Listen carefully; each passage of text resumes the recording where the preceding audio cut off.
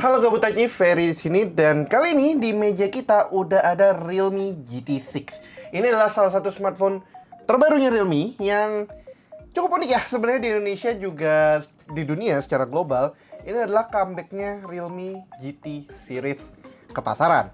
Jadi memang beberapa waktu kemarin tuh Realme rilis GT series lainnya, tapi itu specifically hanya di China aja. Di Indonesia nggak masuk, dan sayangnya juga GT Neo 3 dan GT Neo 5 kalau nggak salah batal masuk. Oh, GT 5 sorry, itu batal masuk ke Indonesia karena satu dan dua hal. Itu kita lagi di masa kelamnya flagship dan flagship killer juga, dimana yang bisa masuk tuh agak pas-pasan. Nah, kenapa gue tertarik untuk ngebahas Realme GT6 ini walaupun beberapa hari kemarin gue udah hands on sama salah satu smartphone lainnya yang cukup menarik juga, yaitu Poco F6. Tapi gue akhirnya penasaran, Realme GT6 tuh kok kayaknya makin dilihat makin menarik. Bener gak sih ini cocok untuk di roasting sebagai gimmick terus, atau gitu doang, atau whatever it is, atau ternyata it's more than that. Dan mungkin di first impression kita kali ini dan unboxing awal ini, kita akan menemukan hal yang menarik seperti itu. So, without further ado, let's put it up!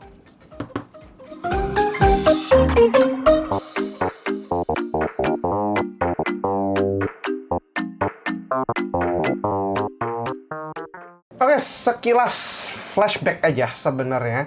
GT series tuh buat gue pribadi sebenarnya cukup cukup ngena dan cukup memorable. Jadi selain F series, kalau dari Poco, di Realme tuh GT6 dan Realme Number itu sebenarnya cukup ngena banget buat gue pribadi. Kenapa? Contohnya di sebelah sini nih, udah ada dua smartphone daily driver gue dulunya yang gue beli sendiri waktu di zaman masih di channel lama. Dan ini benar-benar gue pilih dua-duanya tuh sebagai main driver. Jadi benar-benar istilah katanya ya, dipakai harian sampai akhirnya gue move on ke smartphone yang lain. Itu pertama kali ini stay nih Realme GT Neo 2 untuk pertama kalinya sih, tapi Realme GT Neo 2 tuh yang paling kena banget dan cukup lama gue pakai di Realme. Bahkan ini ngalahin Poco F3 kalau nggak salah di zamannya 870, dan kemudian gue pakai Realme GT2 Pro yang pakai Snapdragon 8 Gen 1 pada kala itu. Panas banget. Tapi keduanya yang gue suka adalah performanya oke, kameranya pun juga oke. Secara software memang ya typical ColorOS sih ya, itu dari Oppo, dan juga ini Realme UI sekarang. Dan surprisingly keduanya ini sebenarnya masih hidup, dan kalau mau dipakai sebagai daily driver juga masih bisa. Cuman gue udah move on ke smartphone lainnya ya. Mungkin sempat lihatlah di channel ini gue juga ada beberapa daily driver lainnya. Dan kali ini Realme udah bawa balik Realme GT6 dengan tagline flagship killer is back atau GT is back. Cukup menariknya juga kalau misalnya kita lihat di box depannya, formatnya berubah. Realme punya desain, jadi sempat tuh dia agak tall desainnya untuk ngikutin Oppo Reno series, dan sekarang kembali ke short size-nya dia. Cuman warnanya sekarang unik nih, dia benar-benar mainin hitam kuning aja. Sedikit reverse dari IoT-nya yang mainan warna kuning. Ini IoT-nya Realme Buds Air 5 itu kita dapat sebagai bonus dari beli Realme GT6-nya. We'll see apakah akan kita bahas atau akan gua bahas atau enggak. Tapi kalau misalnya kalian tertarik melihat informasi lebih lanjut tentang Realme Buds Air-nya atau mungkin review tentang Realme Buds Air-nya, coba tulis saja di kolom komentar ya. So ya, jadi Realme GT6 itu hadir dengan box yang cukup baru, cukup fresh. Tapi ini memang agak reminiscent sama merek sebelah kompetitornya. Itu yang agak bingungin ya. Yang menarik juga di sini kita kali ini ngelihat logo AI, karena Realme lagi ngembangin namanya Realme Next AI buat di semua smartphone ya, nggak cuma specifically GT aja. Dan I think it could be interesting buat melihat AI game di smartphone tuh di step up juga. Hopefully nggak sampai ke full generative ya, karena kalau full generative kameranya jadi nggak ada guna.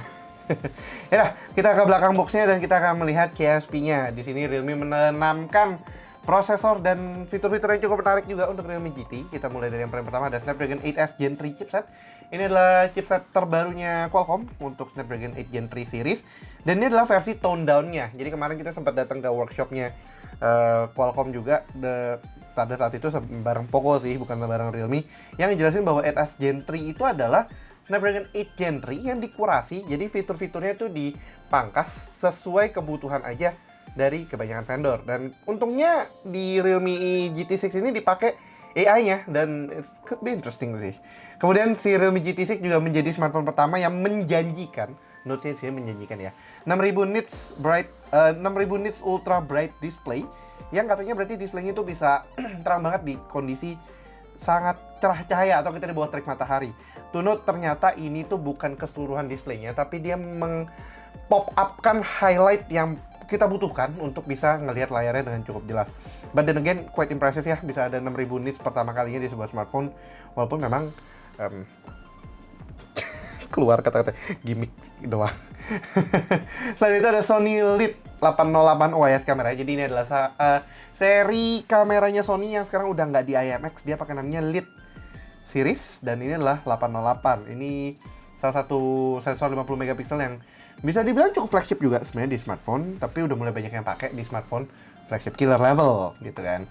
Terus ini juga ada charging speed 120 watt charging speed, 120 watt charging speed dengan baterainya 5500 mAh. Salah satu hal yang gue sayangkan dari si Realme GT6 series adalah hadirnya SKU yang memorinya cuma 256 GB. Yes, memang itu masih cukup gede, tapi dengan zaman sekarang, come on, step up the game buat setengah tera lumayan menarik sih. At least RAM-nya udah bagus ya, 12 GB, jadi bukan dikasih RAM 8 GB.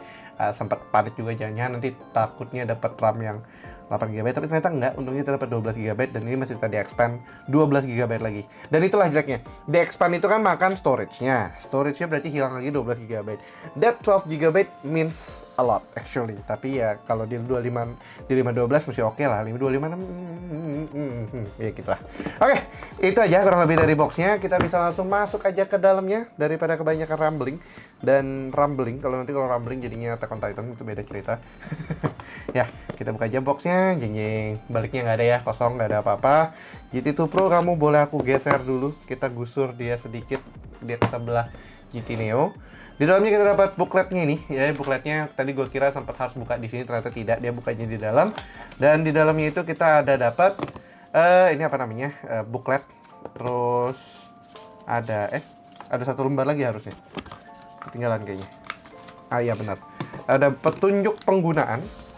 Ini quick start guide dan warranty kartu garansi ponsel Realme. Jadi walaupun sekarang udah digital sebenarnya garansinya kebanyakan, tapi dia masih ngasih kertas garansinya. Dan kemudian nih SIM ejector. SIM ejectornya ditaruh di sini ya. Kalau misalkan tahu kenapa gue nunjukin ke sini, ya hebat, kalian udah hafalin device Realme. Gue pun juga sempat lupa ingat. Kok dimasukin? Lupa. Ya gitu, itu isi bookletnya yang pertama. Yang kedua kita dapat case, silicone case. Nah, silicone case ini mengingatkan gue sama sesuatu. Ada satu brand smartphone juga, nggak usah sih pusing-pusing, sebutin aja langsung namanya Xiaomi. Itu juga udah mulai ngasih case abu-abu kayak begini. Ada apa di China sana semua suddenly menjadi case abu-abu? I don't know, but I love it. Jadi nggak transparan yang silikon yang transparan itu kalau bening tuh suka cepet kuning, long termnya agak jelek, dan dia lebih gampang nge-scratch. Yang ini itu cukup tipis sebenarnya, tapi looks-nya jadi lebih clean dan lebih tahan lama juga, serta kalau menurut gue pribadi lebih secure aja dibandingin warna bening transparannya. Itu just a preference, tapi something unique to have dan something unique to know lah ya. Oke, ke dalamnya kemudian kita dapat ketemu sama smartphone-nya langsung. Di sini nggak terlalu neko-neko ya, nggak ada cover-cover apa segala macam, jadi benar-benar nih straight smartphone-nya. Tadi bisa dikeluarin dari bawah, gue mau keluarin dari bawah lagi aja biar tidak rusak kertasnya, tapi sepertinya yang kedua ini bakalan rusak kertasnya. Oh enggak, oke aman. Nah, ini smartphone-nya, warna yang kita pilih adalah Razer Green. Kenapa Razer Green? Karena menurut gue ini warnanya lebih elegan daripada basic black ataupun silvernya. Kalau misalnya kalian juga ini belakangnya sebenarnya adalah kaca, bukan plastik. Jadi, ini gue kaget sih. Awalnya gue sempat lihat maybe it's just plastic, tapi ternyata tidak. Ini adalah kaca. Nah, itu memberikan feels yang lebih premium aja ya menurut gue dibandingkan plastik atau apa namanya yang di vegan leather, tapi vegan leather lebih mending lah daripada plastik, but it's full class. So it feels nice. Dia two tone juga, ada Razer Green yang agak mirroringnya di sini. Jadi salah satu benefitnya katanya bisa mirror selfie. Tuh kalau kalian kelihatan, kayaknya nggak kelihatan sih kameranya, nggak muncul. Nah ada tuh dikit tuh di sininya nih.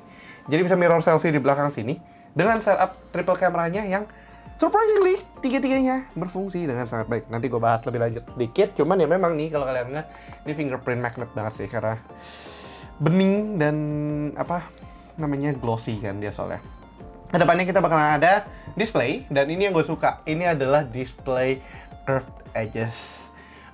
Ini mungkin akan balik lagi sesuai preferensi, tapi gue pribadi suka smartphone dengan edge yang lengkung begini. Walaupun banyak yang protes, aduh tempered glass-nya jadi susah segala macam. Doesn't matter to me, ini adalah feels yang paling enak yang gue suka. Kalau mungkin pernah kenal gue sebelumnya, gue juga suka pakai smartphone yang punya edge semuanya, mulai dari Samsung, Xiaomi, terakhir apa ya? Lupa gua. Realme sih gua belum pernah coba lagi. Ya pokoknya Samsung sama Xiaomi tuh yang kalau ada curve edges-nya kayak di Mi series atau di A series atau di Note series, itu udah paling enak. Tapi nggak tahu kenapa banyak yang nggak suka. Apalagi sekarang kan gesture, jadi lebih gampang nge-swipe-nya ke sini. Di sampingnya biasa cuma ada volume rocker sama power button. Di bawahnya standar juga ada USB port Type C sama SIM card slotnya. Yang sini cuma dual SIM, nggak ada SD card-nya. Terus kemudian di samping ini satu lagi kosong. Yang menarik di atasnya ada infrared blaster. Ini adalah sesuatu yang cukup jarang di Realme, dan saya smartphone apapun selain Samsung dan Xiaomi untuk masukin infrared blaster di sini. Nggak tahu apakah ini juga kembali sebagai tren di China yang akhirnya pengen dibawa secara global, karena gue lihat Infinix dan Transsion Group udah mulai masukin juga infrared blasternya di sini. Tapi at least Realme punya di flagship levelnya memberikan nilai plus sebenarnya. Jadi kalau biasanya bilang, aduh pilih kubu sebelah aja, sekarang kita punya opsi untuk milih kubu yang ini. Itu yang gue suka sih. Mikrofon standar segala macam, dan yaudah kurang lebih itu aja dulu bodinya. Nanti kita bahas sedikit lebih ke dalamnya. Dan ini sebenarnya gue udah unboxing sebelumnya, ini just another extra video aja. Karena kita masih butuh subscriber, jadi yang belum subscribe bisa langsung klik tombol subscribe aja ya, biar membantu gue lebih semangat juga buat bikin konten, termasuk ngetes lancar gak sih main Genshin Impact, Wuthering Waves, Nicky dan kawan-kawan segala macamnya di channel ini sekarang ya. Nah, ini chargernya, ini adalah charger 120 watt Super VOOC. Kalau gue boleh jujur, ini gue sempat lihat sebelumnya di mana? Di chargernya OnePlus. Ya, jadi OnePlus punya Hutao itu bentuknya tuh exactly sama kayak gini, dan charging speednya kalau nggak salah sama 120 watt, correct me if I'm wrong. Dan bentuknya sama-sama kayak gini, masih pakai USB Type A. Feelsnya pun sama, cuman gue kayak tadi membayangkan, kalau ada logonya Hutao di sini, ini jadi OnePlus. OnePlus Hutao. Ya, ini tapi sayangnya masih pakai USB Type A entry-nya. Cuma katanya dibilangnya udah GAN charger. I need to look up on that sih, karena seingat gue GAN charger itu protokolnya masih di USB Type C, bukan di USB Type A, but I guess that's fine sih, udah 120 watt anyway. Jadi mungkin perbedaannya adalah nggak power delivery ke banyak hal kayak misalnya laptop atau apa. Kecuali laptop kalian cuma butuh 35 watt ya, MacBook Air. Nah, terakhir di sini di dalamnya ada charging cable-nya. Sama, berarti charging cable itu standar ya, USB Type C ke Type A, karena dia belum USB-C itu sih. Ini kabelnya itu lumayan panjang, ini standar lah kabel yang udah support Super VOOC berapa sih, Super VOOC berapa dia sekarang namanya, Super VOOC 120 watt lah ya. Dan ini masih pakai Type C. Sayangnya nih nggak angled. I don't know, balik lagi preference. Gue lebih suka angled angled charger daripada charger cable yang standar kayak gini. Ya, balik lagi sih, tetap cuma preference aja. Oke, kita rapiin dulu dan nanti kita akan kembali bahas ke smartphone-nya. Ya, jadi ini adalah Realme GT6-nya yang gue bilang tadi, belakangnya cukup glossy ya. Jadi ini fingerprint magnet banget. Sangat recommended untuk pasang casingnya aja. Jadi ya memang minusnya sih aesthetics-nya dia, tutunya segala macam jadi nggak kelihatan. Cuman at least protected dan juga lebih less prone to fingerprint. Ini looks yang pengen gue jaga aja, jadi lebih clean juga gitu looksnya. Ini cuman cutout ini sangat familiar ya, seperti apa ya? Seperti masa lalu yang tidak ingin diungkapkan. Nah, ya jadi gitu. Ini kalau dipasang case-nya kurang lebih kayak gini, memang estetiknya hilang, tapi still looks fine banget sih. Ke smartphone-nya sendiri, kita dapat smartphone yang cukup beefy. Ini dia pakai Snapdragon 8S Gen 3. Gue buka settingsnya aja dulu tadi nih. Dia pakai Snapdragon 8S Gen 3, salah satu prosesor flagship killernya Qualcomm saat ini. Jadi biasanya dia ada 870, 860, 855 nggak ada, dia 860, 870, 880 nggak ada. Dia sekarang sejak dia pakai gen-genan, si Snapdragon lebih enak, dia bisa pakai S series atau Lite series gimana. Ini adalah satu hal yang cukup menarik karena gue sempet dulu membahas ada bocoran tentang Snapdragon 8 Gen series yang baru yang cukup powerful tapi versi Lite-nya, dan ternyata itu adalah si 8S Gen 3 ini. Itu gue tulis artikelnya di wirepop.id, jadi feel free buat baca di sana untuk detailnya. Itu salah satu one of our best article juga sih. Memang sumbernya dari GSM Arena tapi. Kita dapat layar 6,78 inci, baterai capacity 5500 mAh. Tadi kita juga pakai 120 watt charging. Snapdragon 8S Gen 3 sekali lagi, RAM 12 GB, lupa bukan 8 GB. Sama storage-nya yang gue sayangkan adalah 256 GB aja. Rather small, ini belum install apa-apa. Total udah kepake 31,6 GB, jadi overall availability-nya paling let's say 200 GB-an aja. Kamera depannya 32 megapiksel, rear-nya 50, 8 dan 50. 50 yang pertama itu main sensornya, 8 megapikselnya itu ultra wide-nya, dan ini ada telefotonya. Itu yang gue suka. Jujur Realme GT 6 tuh checklistnya banyak banget buat smartphone impian gua. Cuman kurang satu yang paling kentara adalah tidak ada pen atau bukan flip atau fold ya. Itu opsinya cuma ada di merek Samsung aja untuk saat ini, but still ini quite interesting sih, dan lucunya kenapa bisa di-share ya, wow, buat pamer. Buat pamer Realme GT kamu tuh seperti apa, ini kita bisa share image langsung masukin ke sosial media atau apa, wow, cukup menarik ya, itu agak-agak gimana ya, songong-songong gimana gitu. Ya, karena lebih itu untuk spek dasarnya, gue belum tes Antutu di sini, itu nanti aja buat di luar first impression. Ini first impression review dan unboxing aja. Layarnya LTPO, jadi kalau misalnya idle dia 1 Hz, bener-bener nggak ada movement sama sekali. Itu ngehemat baterai banget, dan I think it's one of the fluidest smartphone yang gue pernah pegang sih. Ini out of the gate harusnya sudah langsung 120 Hz aktifnya. Ini extra brightness yang tadi bisa kita pentokin, battery draining silau banget tuh situ. Ini standar aja gini. Bisa auto brightness juga. Lowest allowed brightness-nya kita bisa set. Screen color mode sama dia ada eye comfort. Natural tone display itu kayak di iPhone. Terus ada adaptive display. Bla bla. Screen resolution-nya bisa kita set mau standard atau high. Itu dia Full HD Plus sama Full HD aja. Apa bedanya ya? Full HD Plus Plus mungkin ya. Terus screen refresh rate-nya kita bisa set untuk auto select dia otomatis, ngoptimalin. Standar cuma 60 Hz atau dia high langsung pentokin semua ke 120 Hz. For better use kita set ke auto select aja, karena itu lebih enak juga, dia bisa ngidle dan segala macam. Bisa dark mode, light mode, of course karena dia udah AMOLED. Dan ya, kurang lebih itu aja untuk brightness-nya. Untuk sound vibration cukup standar, cuma memang yang biasalah ada update-update audionya juga. Misalkan ini ada vibration ya sebenarnya, kalau misalnya mau dirasakan dia ngikutin beatnya. Dan ini calmnya Androidnya dia bikin ada vibration naik turun gitu ya. Something gimmicky lah, tapi is okay banget sih.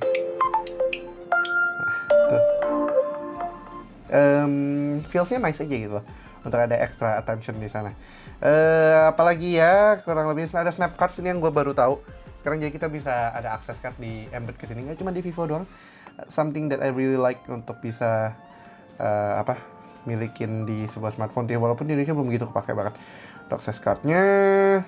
Dan ya, kurang lebih itu saja. Paling kita berikutnya bisa tes kamera. Nih kameranya gue kasih lihat dulu ya, brightness-nya kekencangan.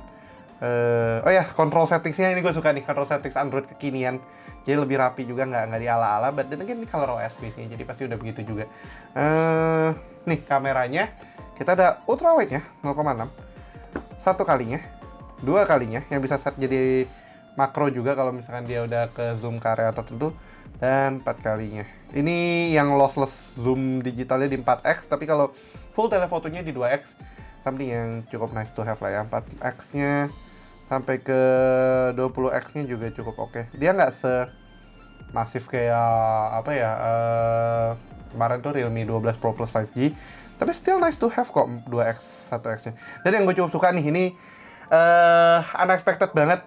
Dia bisa 1080p 60 fps tapi ultra steady. Itu masih sangat jarang, karena biasanya ketika udah kayak gini dia berubah jadi 30 fps. Sekarang kita bisa dapat ultra steady dari 60 fps. Itu something nice to have banget sih. Oke, gue akan coba-coba foto-foto dulu, nanti gue share hasil fotonya juga.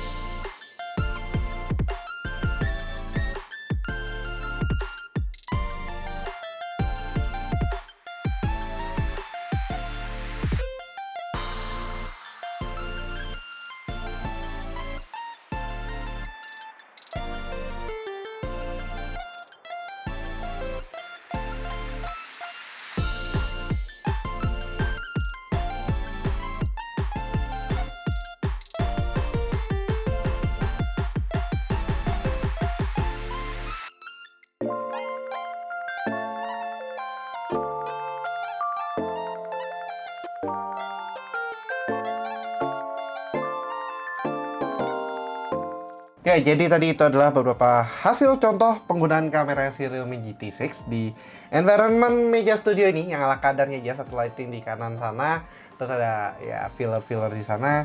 Dan menurut gue pribadi hasilnya cukup oke sih, walaupun true testament-nya nanti ada di luar, jadi bukan untuk sekarang ya. Dan ya itu kurang lebih experience dari Realme GT6-nya aja, satu model aja, jadi Realme GT6, nggak ada GT6 Pro, GT6 Turbo, GT6 Ultra atau anything else. Satu format 12256 GB aja dengan harga 7.999.000, atau tadi pas gue beli flash sale itu 7.499.000. Antara itu atau beli offline dapat Realme Buds Air. Gue milih untuk beli offline aja karena gue lebih suka dapat dua produk bisa buat di review, walaupun harganya sama-sama aja sih either way. Nggak ikut promo bank karena awal masih kayak galau-galau gitu, tapi kemarin setelah nyoba-nyoba lagi baru berasa lebih oke sih. This phone will be one of my daily driver for now. Akan kita cobain juga untuk gimana-gimananya dan ngerasain ini itunya. Oh ya, satu lagi tuh yang gue tahu di sini ada bisa drag and drop gitu, cuman dia dari mana ya gue nggak sure. Kayak misalnya kita ketik di Google Gunya Studio, terus ketika kita copy, harusnya bisa di drag and drop gitu untuk bisa, kayak belum diaktifin. Harusnya itu ada Realme AI-nya yang bisa buat, namanya Realme Loop. I'm not sure how to use it though. Realme Meow itu mah ini kan smart suggestion. Realme Lab mungkin enggak, dual mode audio. Untuk heart rate measurement itu dia pakai fingerprint, ya bener. Sama aja sih sebenarnya fungsinya. Itu sih sebenarnya. Itu ada satu lagi fitur AI-nya, Realme Loop, yang bisa buat drag ke sana, atau misalnya buat di foto gitu ya, kita cari foto yang oke, misal foto ini deh, itu bisa. Oh, ini ada Pro XDR-nya. Dia karena displaynya udah display Pro XDR sih. Mana dia? Agak berbeda ya, kayaknya belum software update aja. Jadi dia bisa di edit with AI. Nanti kita bisa remove background dan segala macamnya. Cuman I guess di sini mesti diupdate dulu. So itu berarti untuk first impressionnya cuma sampai segitu aja. Apa nih, downloading module? Dia bisa, nope, not that one. Gue udah sempat cobain dan it's not that one. Ya probably harus software update dulu untuk bisa ngaktifin AI-nya. But for now, this smartphone looks really gorgeous sih secara desain in comparison to competitions. Dan fitur-fiturnya gue akui cukup lebih packed aja, dan I guess that's why harganya cukup lebih premium dibandingkan kompetitornya. But speaking of design sih, emang Realme itu main desainnya cakep-cakep ya. Ada yang kayak gini-gini. Ini Realme GT Neo, Realme GT2 Pro, dan ini Realme GT6.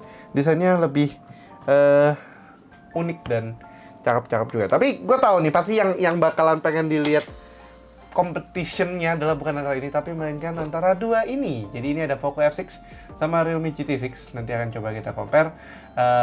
Dan personally gue udah mulai tahu sih siapa target audience dari yang Poco F6 dan siapa target audience dari Realme GT6. Keduanya sebenarnya agak bersinggolan banget memang, tapi ada segmentasi berbeda yang di cover oleh masing-masing ini. Kayak contohnya sebagai feels, quick aja, gue lebih suka curved edges-nya si Realme GT6 dibandingkan flat edges-nya si Poco F6. But we'll see nanti gimana kalau kita compare keduanya, dan mungkin kita juga bisa lihat perbandingan keduanya di secara performa buat main game dan fotografi dan segala macam halnya. Karena ini dua device yang nggak kalah menarik sih, yang secara desain pun sekilas nggak bisa dipungkiri keduanya desainnya mirip ya sebenarnya. Bahkan casingnya aja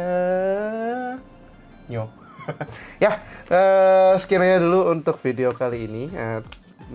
Disclaimer, ini juga adalah unit yang gue beli sendiri, jadi nggak ada titipan-titipan apapun, bener-bener pure experience dari gue merasakan bagaimana rasanya si Realme GT6 ini. Dan overall first impressionnya quite impressive, but we'll see again bagaimana dia performanya buat long termnya. Ya gitu ya. Oke lah, sekian dulu untuk video kali ini. Kalau kalian suka videonya, jangan lupa kasih like, share, dan tentunya belum subscribe, bisa langsung klik tombol subscribe dan aktifkan lonceng notifikasi biar kalian nggak ketinggalan sama video gue berikutnya. Jangan lupa juga untuk Yang punya pertanyaan juga jangan ragu-ragu untuk drop pertanyaan kalian di kolom komentar di bawah. Dan tentunya jangan lupa untuk follow sosial media kita di TikTok, Instagram, Twitter, dan juga Facebook dengan handle-nya @buteknoid. Dan gue pribadi di @ffp+. Ataupun kalau kalian tertarik sama berita-berita artikel, berita-berita pop culture dan juga teknologi, kalian bisa follow media partner kita @wirepop.id. Semuanya bisa kalian akses linknya di kolom deskripsi di bawah ya. Thanks for watching, and as always, stay safe, stay healthy, and have a nice day. Ferry dan Realme GT6 dan Realme lainnya signing out. Bye-bye.